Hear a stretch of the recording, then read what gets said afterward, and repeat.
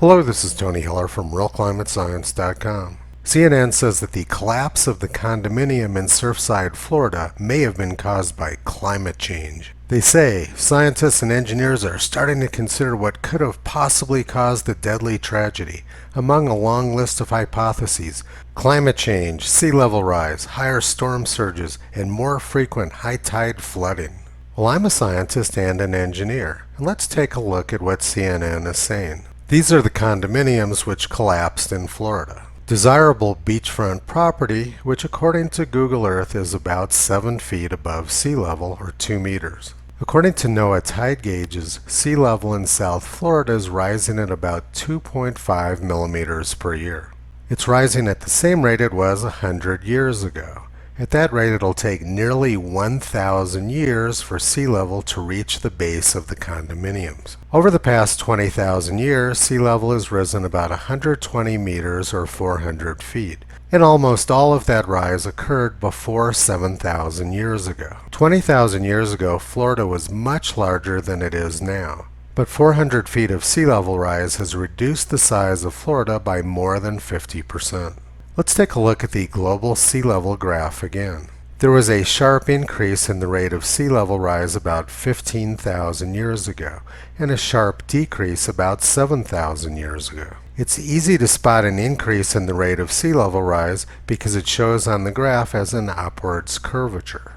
And a decrease in the rate of sea level rise appears as a downwards curvature. So we can tell if sea level rise rates are increasing by looking for an upwards curvature. But the sea level graph in Florida doesn't show any such curvature. It's a straight line with some small wiggles in it.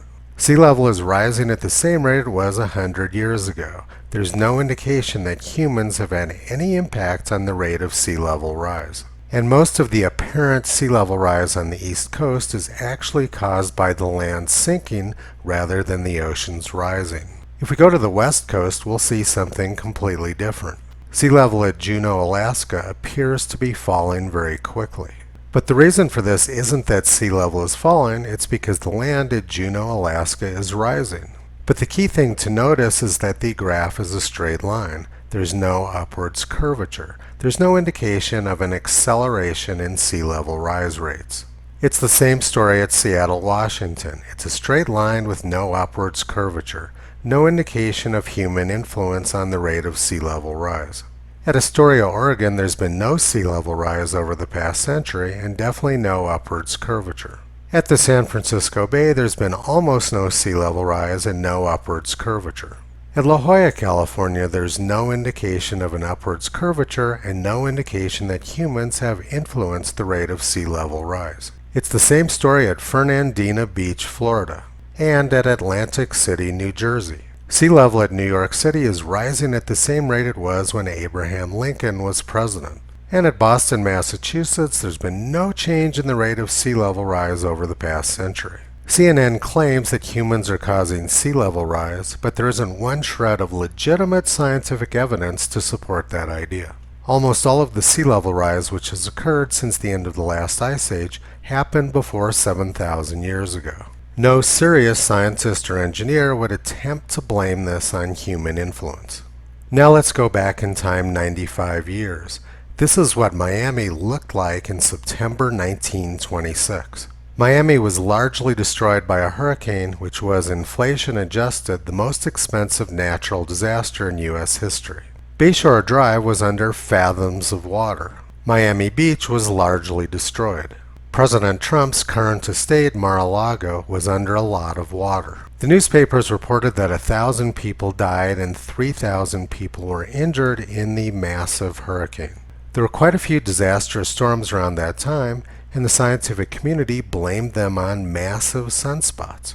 The director of the Berlin Observatory said, "It's most likely that gigantic sunspots which I observed on Saturday at the same time the hurricane was sweeping Florida can be connected as cause and effect." So 95 years ago, scientists actually understood that the sun controlled Earth's climate. Now let's take a look at what actually happened at the collapsed condo. 3 years ago, engineers reported abundant cracking and spalling in the concrete columns which supported the building. And let's look at what's happened since then.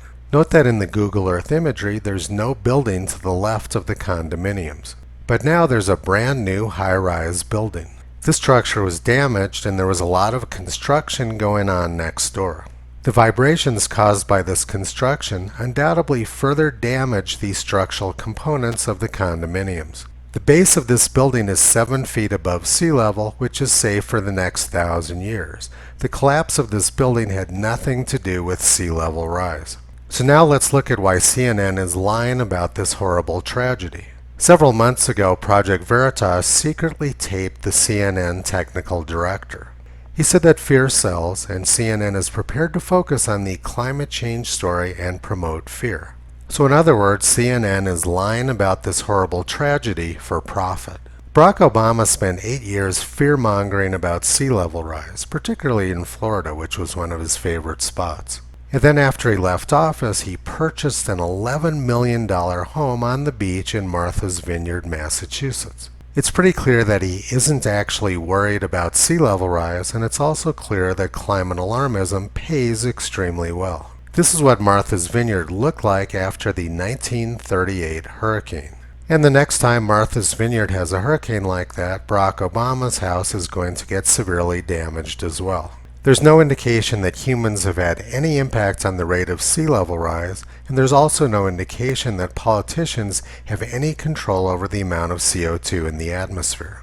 Over the past 30 years, there's been dozens of governmental climate agreements, and none of them have had any impact on the rate of growth of CO2 in the atmosphere. These politicians and the press are putting on a clown show for the public. Their goal is to misinform the public in order to attain power and in order to attain money. CNN is a key part of the governmental propaganda organization.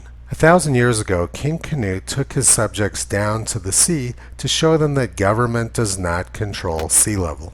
Unfortunately, we don't have honest or intelligent politicians like King Canute anymore. Toto has been pulling back the curtain on this massive scam for the past 13 years. You can visit him, Kyrie, and Caesar on the web at realclimatescience.com.